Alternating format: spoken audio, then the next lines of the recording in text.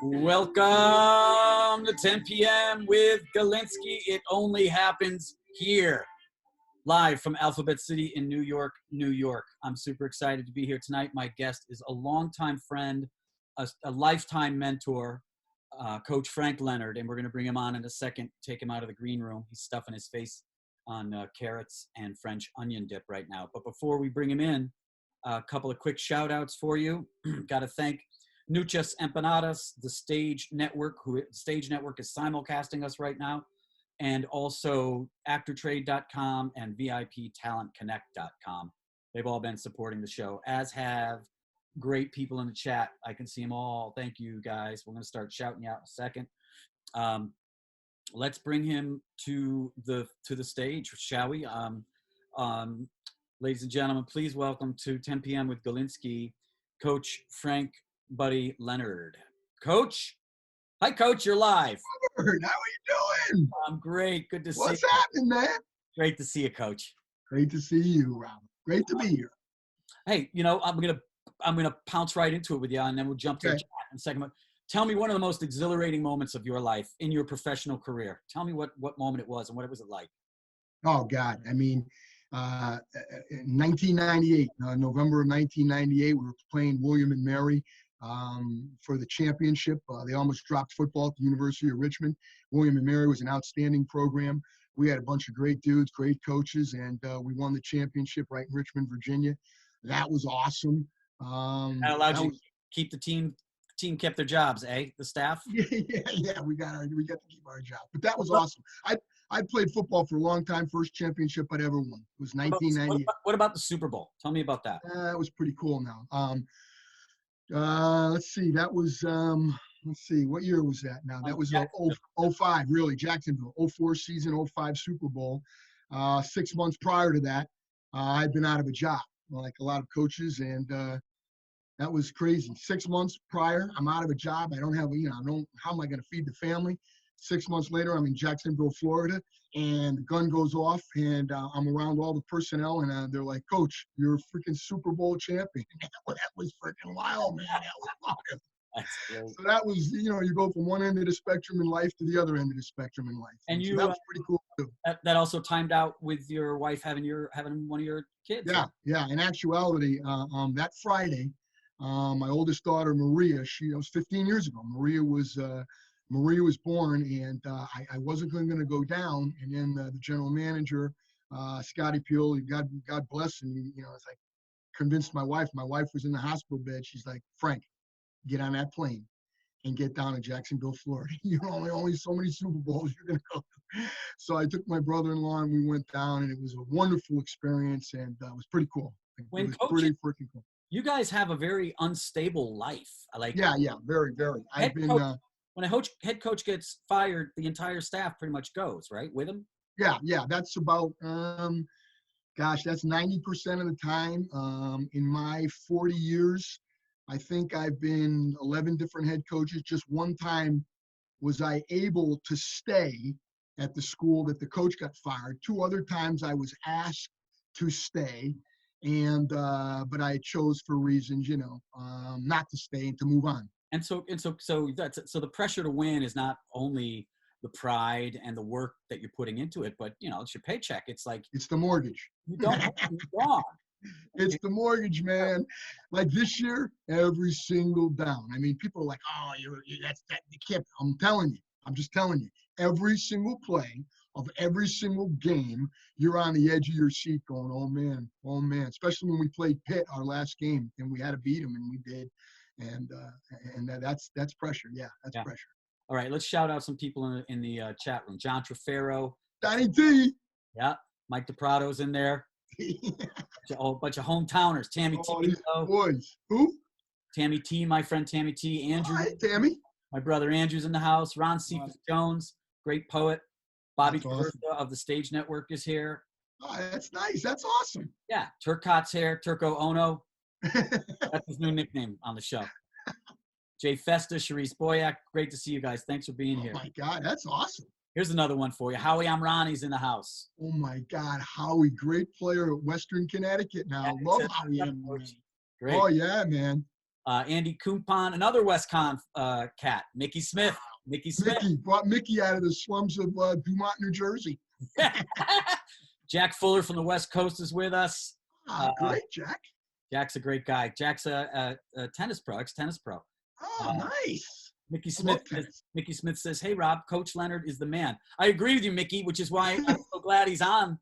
He said yes graciously. I'm freaking honored. It's an honor for me. Mickey was a hell of a wide receiver now from Dumont, New Jersey. He said he recruited me, and he hasn't changed. Mickey, good Elizabeth dude. Carter is with us. Hi, Elizabeth. Alicia Galinsky. Hi, Elizabeth. My goddaughter is with us. Wow, nice. Jose. Sean O'Leary just joined us. Oh, no. Hey, let me tell you something. Sean O'Leary and I did a lot of traveling together. We did a lot of traveling together back in the day. Yep. Good dude now. All right, so let's talk about one thing that when I was thinking about having you on the show, is there's so much in common, I think, that sports have with art. There's no question about it. We prepare, go out, we put our asses on the line in front of an audience. Yeah. So tell me a little bit about your coaching. If you had a philosophy of coaching and someone said, you probably have had that when you've been interviewed, right? On jobs and whatnot. Absolutely. In a nutshell. My philosophy, coach them hard and love them hard. You can coach them hard if they know that you love them. You can coach them, you can push them to the limits, Robert, if they know you sincerely. Now, that's the key now. Because they'll see these kids right now, these adults, when I was in the NFL, older guys, they see right through you now. They'll know if you don't have any sincerity. But if you're sincere, if you know your material, you can coach the dog out of them, and they'll accept it. They'll love it. They'll feed on it. I mean, that's how I've survived 40 years now. You know what I mean? That's really a big part of my philosophy. You were a mentor of mine from when I was a kid. Oh yeah, I love it. Just so everybody knows, we grew up together. He's a few years older than me. Yep. Used to come around, and I was a football player, and Coach Leonard used to throw me around the house. Yeah. Oh yeah. The yard, throw me around the field. Got a lot of that coaching. You were tough now. You were tough. You were tough now. We used to tape we used to tape your forearms before your games on Saturday. Yeah. You used to tape my forearms so I could come up there. Yeah, that's exactly right, Robert. So my brother actually has a great question. He says, "How do you and I, Coach Leonard and Robert Galinsky, who you two from different worlds, find common ground over the years?" Oh, it's I think it's partly, I don't mean to be corny, it's a love for one another. I think we are very, very different. We've gone in very different directions. Although what I respect so much about you is, and I've said this to you before, and I'll say it right here tonight, is I just think I watch some of the things you do, and I just think it's just marvelous that you're so into helping people. And that's what I mean this. I really don't care what people think. I think the world of you, and that's why I gravitate towards, like, you're doing something a lot of people don't have the stones to do. And and that's just, and we both love football, but I mean, you're just, all right. So let me tell you my version of it. He says, I appreciate everything you just said. That's the truth now. You do the same thing. In my eyes, you do the same thing. Because when you were a college coach, you recruited. And I remember you telling me stories. And for those of you who don't know, college coaches that go recruiting, they go across the country, and they go into some super dangerous neighborhoods. They go into luxurious neighborhoods. They're all around the world, right? Around the country, rather. And when you do, I know that those guys who meet you, no matter what background they come from, I know they're fortunate to meet you, because you do come from the heart, and you do want the best out of people, and that's all you strive for. It's always what you wanted from me, and always what you drove me to be. That's right. Tell us. I think you mentioned it the other day about one of the more precarious situations you were in when you were out there scouting. I think you said you were somewhere wearing a Patriots jacket or something. And it was very interesting. I would travel when I was with the Patriots from 2004 to 2006. I had a very unique job. I traveled all around the country, and all I did was look at offensive linemen, college offensive linemen. Well, I was down in Mississippi, Starkville, Mississippi, where Mississippi State is. Obviously, the game's on a Saturday afternoon. Friday afternoon, I'm in my hotel, usually Friday night. I'd jump in the car, go see a local high school game, sit in the stands. Well, I get in the car and I go to a place called Tupelo, Mississippi. Now I'm driving like 30 minutes. It's dark as heck. And I go sit in the stands. It's halftime. I go get a hot dog and a soda. And I have my Patriots gear on. And this woman behind the the concession stand says to me, "Sir, how come you have a Patriots? How come you're down here in Mississippi? How come you have?" I said, "Well, ma'am, I'm a scout for the New England Patriots, and I just like to go to games on Friday nights when I can." Oh, let me tell you something. This lady was like, "Well, I gave her the money and she kept the bill that I gave her and had me sign it." And I'm like, "Oh, come on now."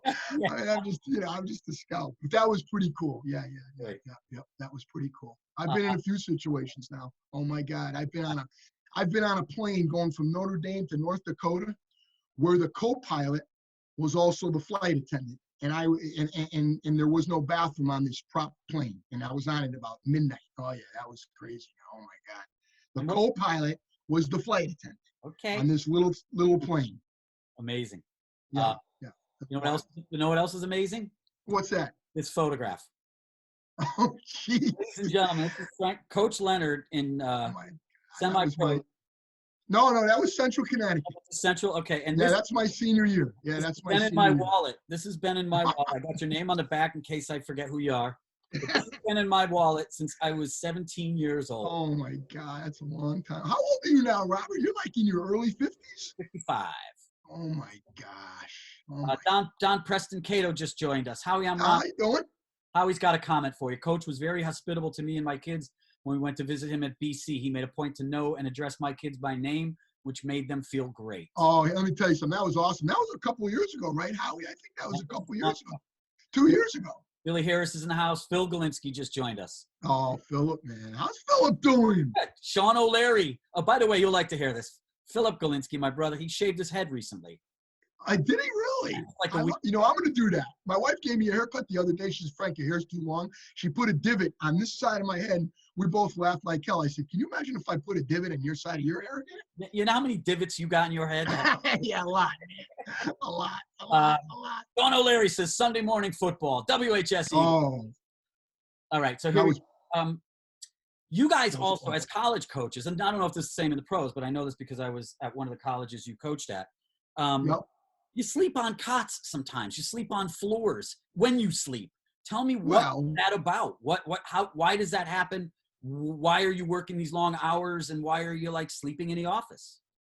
Well, I think, it's like, it's probably a lot like actors, actresses, musicians, theater. I mean, if you really want something, you always start at the very low end of the totem pole. You're a GA or you're a part-timer, and you got to prove yourself, and you're probably working, Robert, conservatively 15, 16 hours a day. And so sometimes, it's just you have no time to go sleep. So you just sleep in the office. Let me tell you something now. I did that for years and years and years. I mean, I did that up until my 30s down at the University of Richmond. And again, like I said, I mean, I'm sure a big part of your audience is that of the entertainment business. I'm sure many actors and actresses have to do the same thing. It's just how bad you want something and what lengths you're willing to go to achieve that. I mean, I'm sure being in theater, being in entertainment, that's gripping. For guys like myself and guys I've coached with over the last, 40 years, it's gripping. It's for some reason, it's just, what we enjoy, and we'll go to any, most any length to do. And that's what gets you sleeping on the floor, man. I did it in my 20s and I did it in my 40s, for crying out loud. You probably had a lot of great relationships when you were sleeping on the floor, huh? Yeah, not really. Coach, what do you then, you're talking about greatness. How do you define greatness? I have a problem sometimes when people say they want to be the best at something, because I feel like it's about beating someone else or doing better than someone else, when I always feel like it comes back to the person. Tell me what you're. Yeah, I'll tell you. For me, greatness, and I've thought a lot about this. Again, I just turned 62, and I've been doing this a long time. For me, greatness is being able to put my head on the pillow at night and say that I put everything I could into being a football coach, into being whatever one chooses. And that means, I mean, just when you think you've hit the wall, just when you think, you've done everything you could, I don't think you push yourself somehow, some way. Sometimes it's people around you that help you. That's greatness is becoming an expert at your craft. I think, but greatness is also having the humility to know that you can always be better. And that's, to me, what greatness is. And finally, greatness, like I said earlier, a minute ago, greatness is being able to put your head on the pillow and say, hey, man, I gave it everything I had. And so that's the best, that's the way I feel. I hope I answered your question. Yeah, you did. Yeah. In the chat room, John Tallis just joined us. He was a great Wethersfield High football player. Johnny. Oh, my God, yeah. Tom Hardiman's in the house. Tommy Hardiman, quarterback from Western Connecticut. Great dude. Great dude. Yeah, Tommy was a heck of a wishbone quarterback. Jay Festa is also a WestCon kid. He says Tommy Delahanty was his favorite tight end. Oh, Tommy Delahanty was a run. I mean, he ran good routes, had good hands. Yeah, we were running the wishbone, so we had to block a lot. But Tommy Delahanty was a heck of a tight end. What's preparation? You guys, we got a big game tomorrow. Yeah. 2 days and then a day before you're getting prepared. Yeah. How do you like to get your team, your players into a particular head? And again, there's a couple of ways in pro football. I mean, these guys they're pretty much, there's still a motivational factor. There's certainly a preparation factor, but in pro football, you don't want to, I don't know if disturb them is the right word.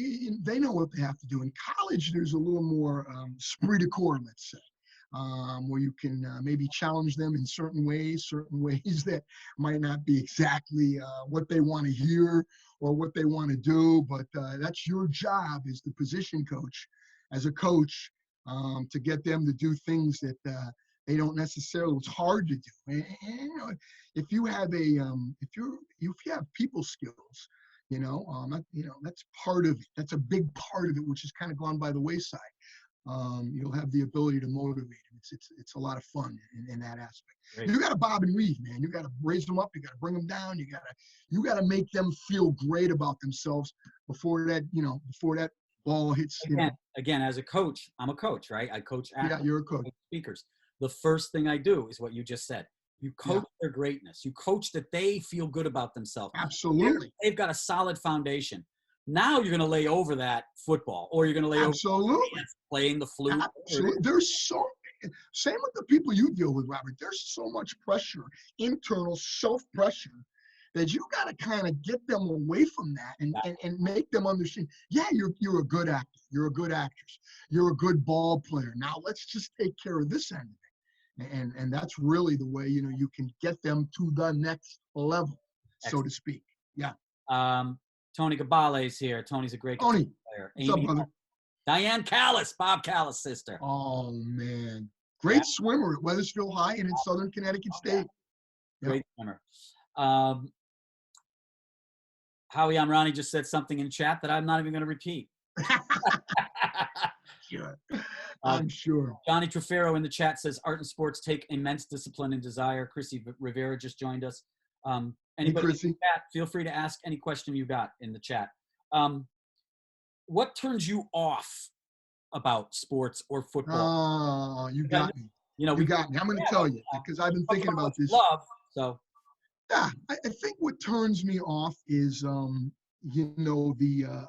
think today's athletes, at times, not all of them, today's coaches, at times, not all of them, maybe in your world as well, I'm sure, directors, producers, actors and actresses. I think they forget at times, Robert, why they did this. They love this. They did this for the love of the game. They did this for the love of film, the love of theater, the love of comedy. What turns me off is when the almighty dollar really comes into play. Now, we all got to pay the mortgage. We all got to pay the bills. I dig it. We all want to, better ourselves. But when it starts to interfere, when they start to see themselves as bigger than the game or the theater or the entertainment, That's when I'm like, this is out of hand. This Bigger, is bigger, not why I started yeah, this. bigger than an athlete, bigger than an actor, bigger than a, Yeah, yeah, yeah. yeah. No question, no question. Um, and my brother Andrew Galinsky's got a question. When you recruit, what does a recruit do to hit a nerve on both the positive and negative end? Well, that's a great question by your brother, and I mean that sincerely. On the positive, is when they kind of, no matter what their background, wherever they're from, because they come from all different backgrounds, and you see it in all different homes.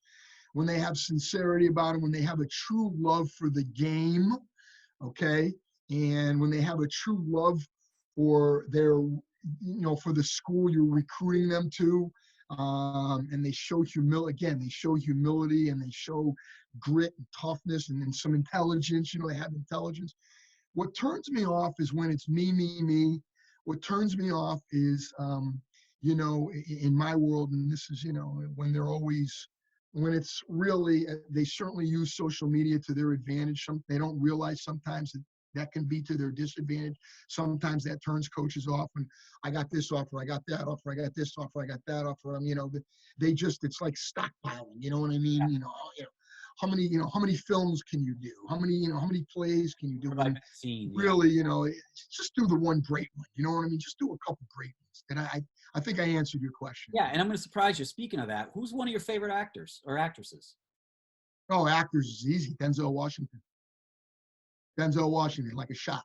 Let me say that one more time so it's clear to you and your audience. Hang on, let me. Denzel Washington. I love that guy, man. That guy's awesome, man.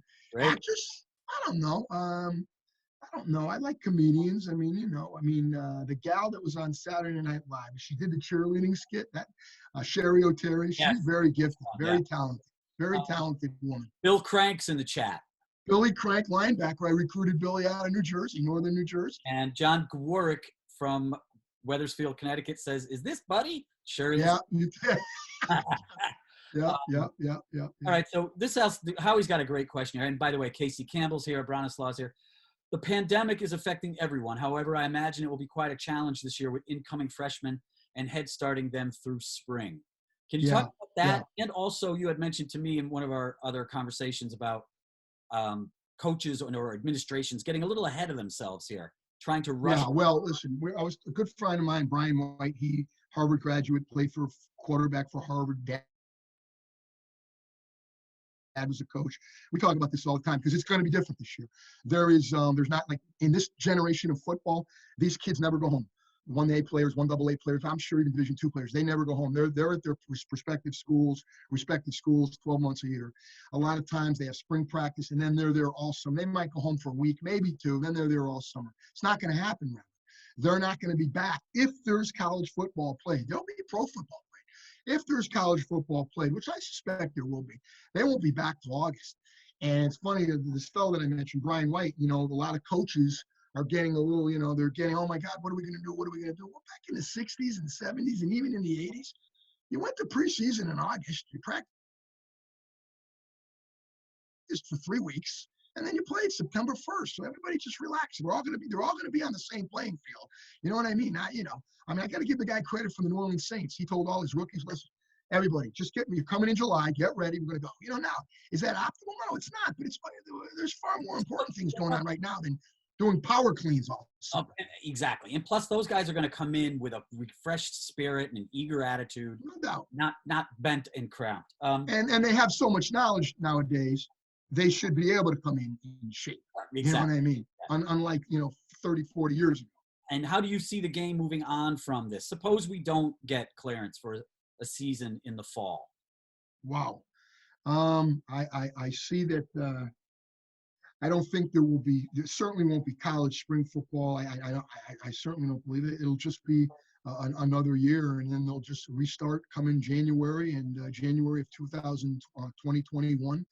And the problem's going to be is the seniors, the guys who are seniors and their eligibility. And right. That's going to be what's going to get tricky. Will they get another year of eligibility?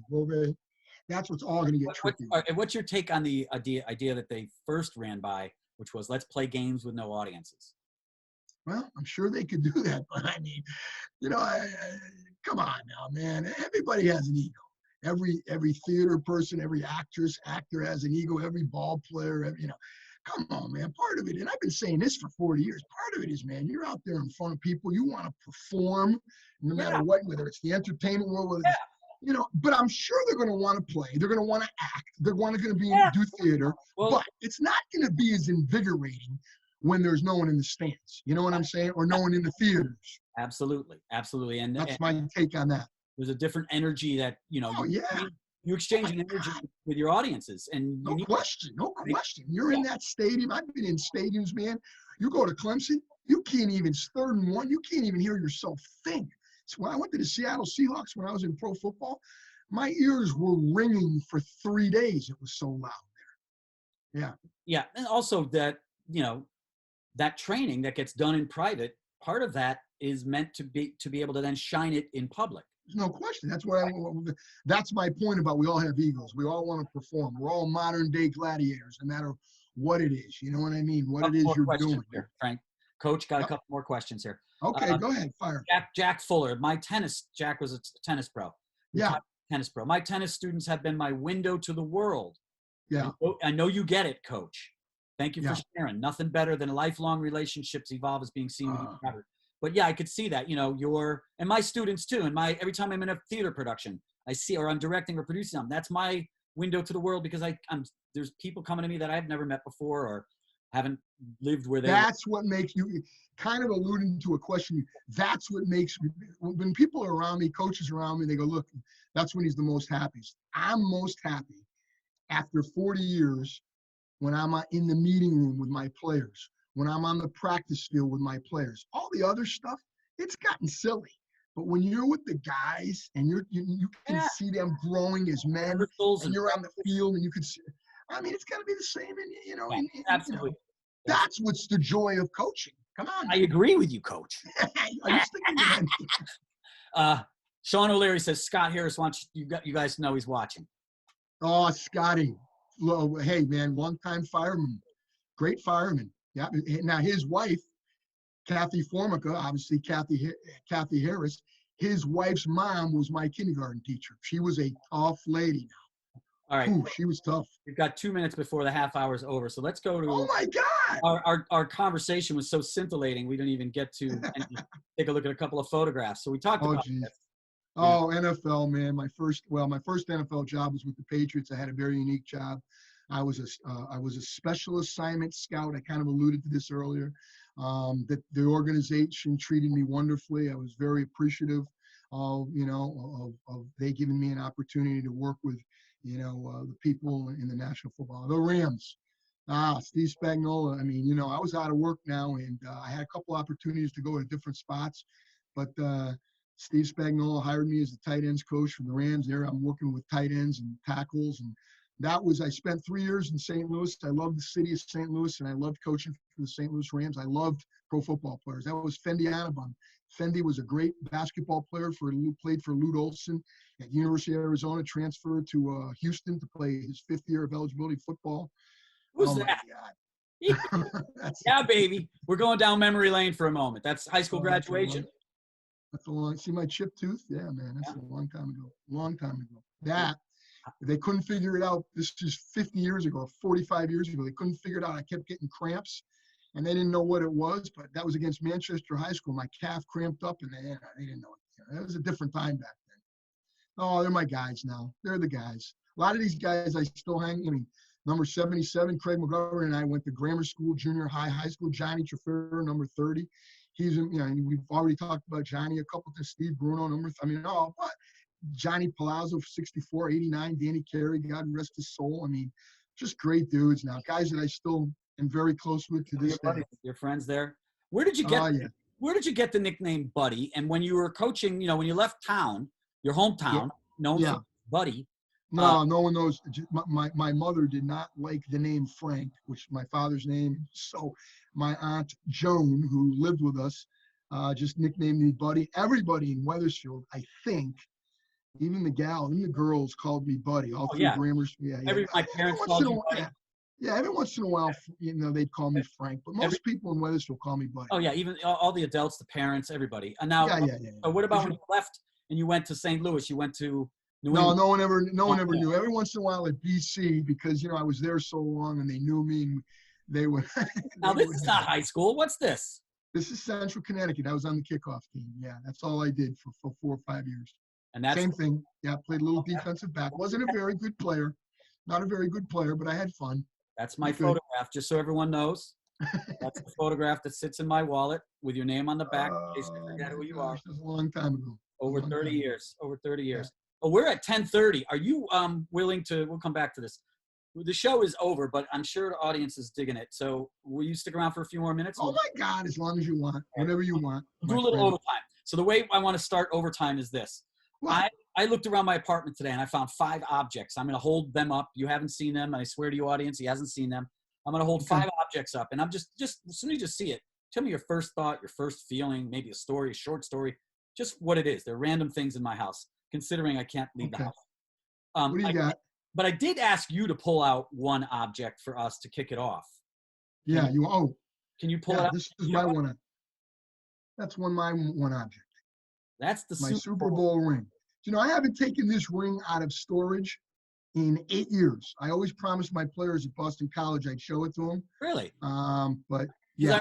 I remember you telling me, and you're pretty shy about it, but I remember you telling me, like, people like you to have that when you go recruiting and show it. No. All right, here we go. Here are my objects. Okay, what do you got? What do you feel like? What do you think? What do you feel like when you see this? A football. Yeah. It's my life. Yeah.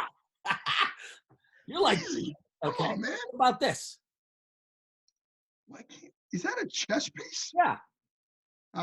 Very difficult game. One that I'm not sure I could participate in. All right. What about this? Rhinoceros. Yeah. It's a formation that we have at Boston College, Rhino formation. Really? All big people and just pound away, man. Nice. What about, this is number 4. Okay. I think of Toby Keith, Solo Red Cup, man. I love Toby Keith. All right. And then this one's going to make you laugh. You know who that is? Oh, yeah, that's your mom. That's my mom, and that's, Who is that, Rob? isn't that Bruno?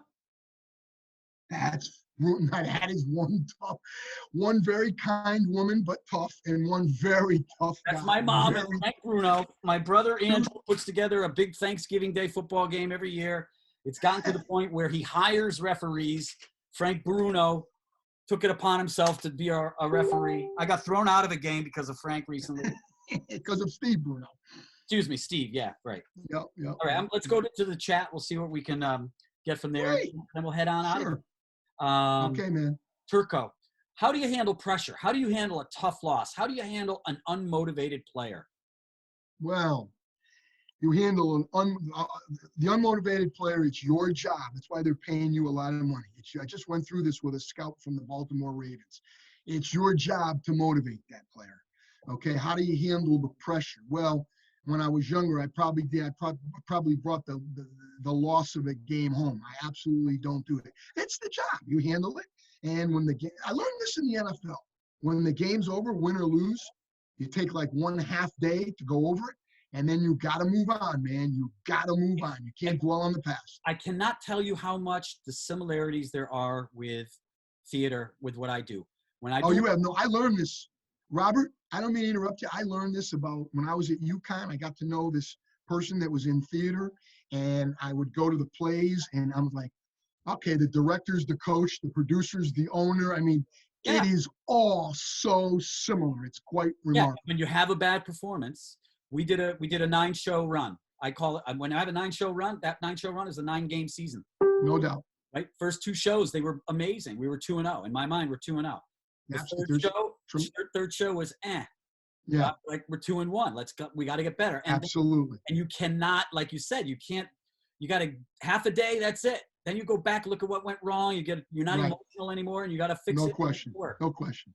And Great. You know what? To answer your last thing with Turk, as you get older, you kind of like the pressure. The pressure's like when you went on a roller coaster when you were a kid, and man, that was scary, but it was kind of fun. Well, that's I actually was thinking about that today. Like the pressure, like when we were playing Pitt this year, every play counted, but that was kind of cool, man. That's Sure. pushing you to the limits as a human being. Absolutely. Well, the Yeah. same thing again between live theater and film. That's why a lot of film actors don't necessarily like doing live. They don't like that particular pressure because film, you get to take over, you get to do it over. Right. But they're Like not. we say in football, no redos, man. Ain't no redos. Yep. Marty Sittler just joined us. Marty, Hey, Marty. great kid from Wethersfield. Jack Fuller, tennis pro, says, isn't a constant of coaching being positive for coach? What is your voice coaching us for today's challenge?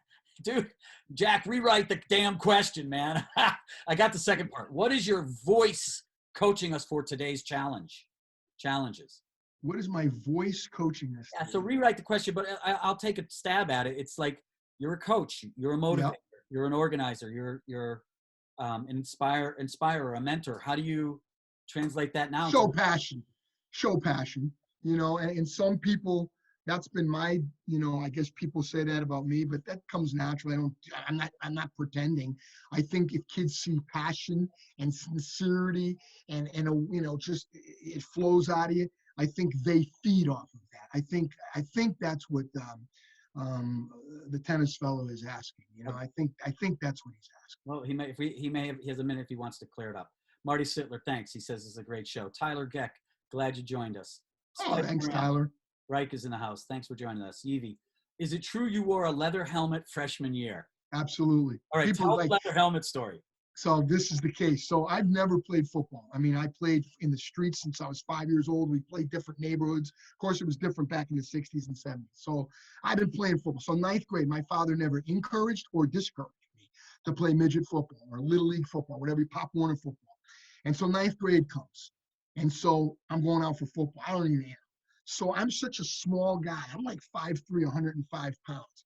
I get one of the first guys to get fitted. They put this brand new Rydell helmet on me. I mean, it literally like spins around. My head's too small. So true story. I tell the kids nowadays, they're like, you're out of your mind, coach. Because this is like the fall of 1972. My head is so small. I've got my Wayne Armale had to wear one. A kid named Tycoman. There was like about a half a dozen of us. We had to wear a leather helmet with a face mask bolted onto it. And I also had black spikes. I looked like Red Grange, for crying out loud. Yeah. Oh, it was embarrassing. Mickey Smith just typed in, and he sums it up for a lot of us. He just wrote, explains a lot.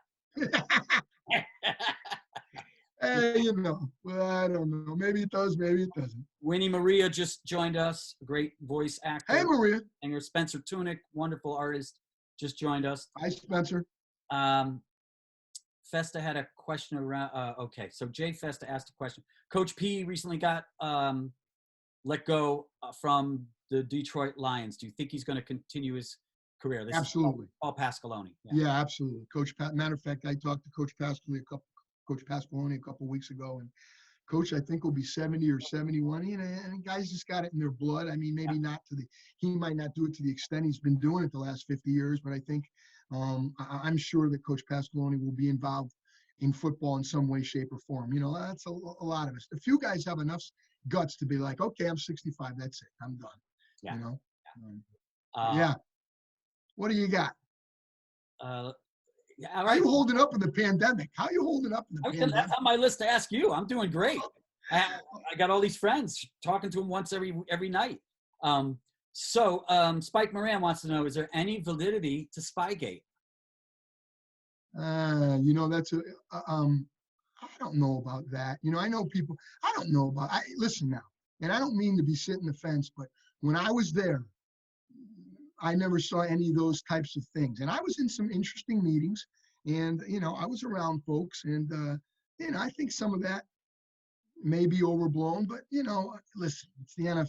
You know what I mean? Everybody does what they got to do. And that's just, if people can't understand that, then that's life. Some more insider questions. Turco Ono, James Turcotte wants to know, ask how he showed his mother how to hit. Oh, God, I can't. I was a freshman in college, and we were playing Springfield College. I was a captain of the freshman team. Back in those days, we had about 50 kids on the freshman team, probably another 80 kids on the varsity. And so we were playing Springfield JV game up at Springfield College. And we ran an option, and cut this defensive back and our tailback or quarterback, I can't remember. It's been 43, 44 years, went on to score a touchdown. I was a townie, remember. That was part of the problem in my college career academically.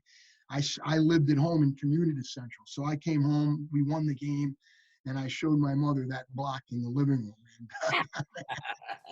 But she was a tough Greek lady, man. She could handle it. Keith Patchell says, yes, fire. Keith is actually a orchestrator, a musician, a composer. Oh, Keith, awesome. So Jack regrouped on the question. Thanks, Jack. It was my mind. Okay, Jack, what do we got? What do we got? Jack, I'm dealing with 20 people commenting and then this amazing guy in front of me, so I'm sorry about that. Being positive is a core for coaching. How can we be positive today to keep going? Oh, God, there's so many positive things. Keep going, you mean in society in general? Yeah. All the wonderful things people are doing now. You know, you and I talked about it a little bit the other day, not a lot, but I mean, what, you know, in regard with look at all the great things people are doing from all walks of life, rich, poor, black, white, doesn't everything in between. I mean, that's what gives you, regenerates you in your belief in mankind. I don't mean to sound corny, but if anybody knows me, knows that that's exactly what I mean. Positive. There's so many positive things going on. You know what I mean? Hey, don't get mad. You're going to make it negative now. You're going to get angry at the guy? No. That's how you do it. You always gotta right. Bring the good in life. I don't want to forget this one. Okay. So Dave Moran has a question, but we already answered it, Spike. Sorry, about Corona and the 20 season. Jay Festa says, where's Ricky Dean? Remember Ricky? No, Ricky Dean was from where Joe Theismann was from. Ricky Dean was from River, New Jersey. He was South River. South, yeah. He was a hell of a player now. Offensive tackle. He was amazing. Loved the Grateful Dead. Yep, totally. Yep. I lived down the hall from him when I was in school. Ricky Dean, yeah. So tell me one of the crazier things you've seen. You know, when somebody bit the head off a bullfrog before the game to get someone excited, or what about? Well, one of the craziest things I've seen. I know the one you're looking for, maybe, but if you want me to, I was thinking about this. When I was with the Rams, you know, they always talk about going to the Oakland Coliseum and the Black Hole. Let me tell you something. I'm on the bus, and we're pulling into the Oakland Coliseum to play the Oakland Raiders.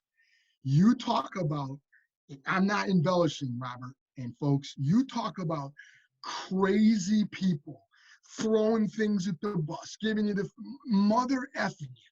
I got in the locker room. I was freaking furious. And the older coaches were like, Frank, just settle down. I'm like, that's bull crap. I mean, it was freaking wild.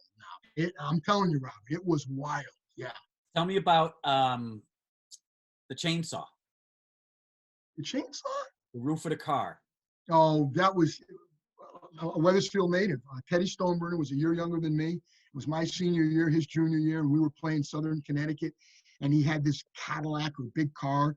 And we had the practice field and the game field. Well, Teddy, who was, you know, had just retired as a police officer in West Hartford, Connecticut.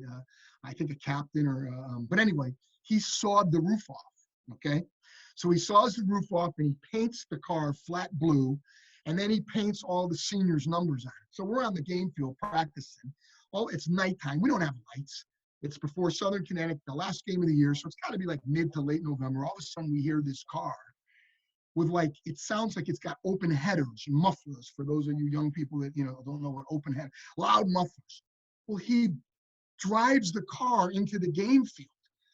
He drives the car and he points it at the defensive coordinator. It's like something out of Animal House. It was just like that. And he starts driving the car towards Bob Trishka, God rest his soul, the defensive coordinator, and he's chasing him around. And then he starts on the game field. Now, we're playing Southern. That's Southern. They're going to redo the field that spring of 81. This was in the fall of 1980. He's doing donuts.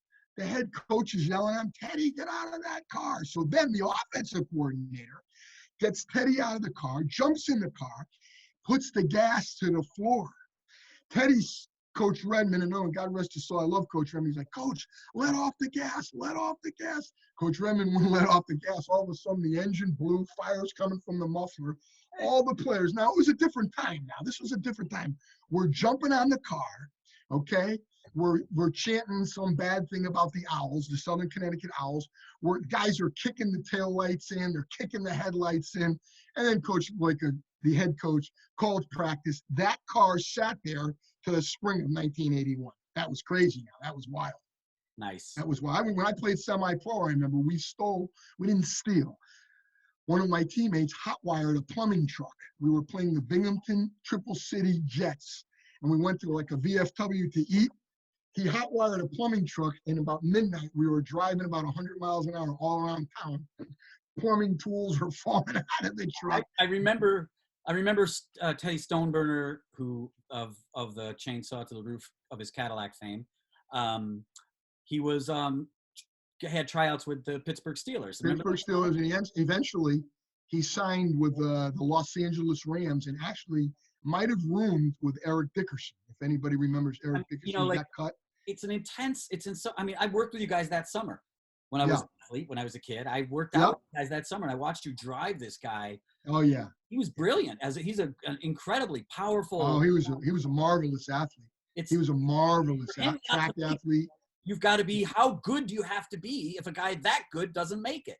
Yeah, it's very, very difficult to make it in the National Football League. They are, in most cases, they are the best of the best, and in some cases they're in the right spot at the right time, and in some cases, just like your world and my world, like coaches trying to get ahead, actors and actresses, and theater, you've got to pay your dues, and it might take 2 or 3 years, in some cases. All right, a couple more shout outs, and then we're going to boogie. Okay. All right, man. Mickey Smith just shouted out Dave Atkinson. You got to shout. He was a running back from Branford, Connecticut. Tough son of a gun now. Ooh, tough son of a gun. Yep. Jack Fuller said, thank you. Perfectly positive. Thanks, Coach, when you answered this question earlier. Billy Crank says, high school seniors next fall, if they don't let them play football in the fall, what kind of major impact do you think that's going to have on college recruiting and for the recruits? Frustration level on both sides is going to be high. How do you think they're going to solve that?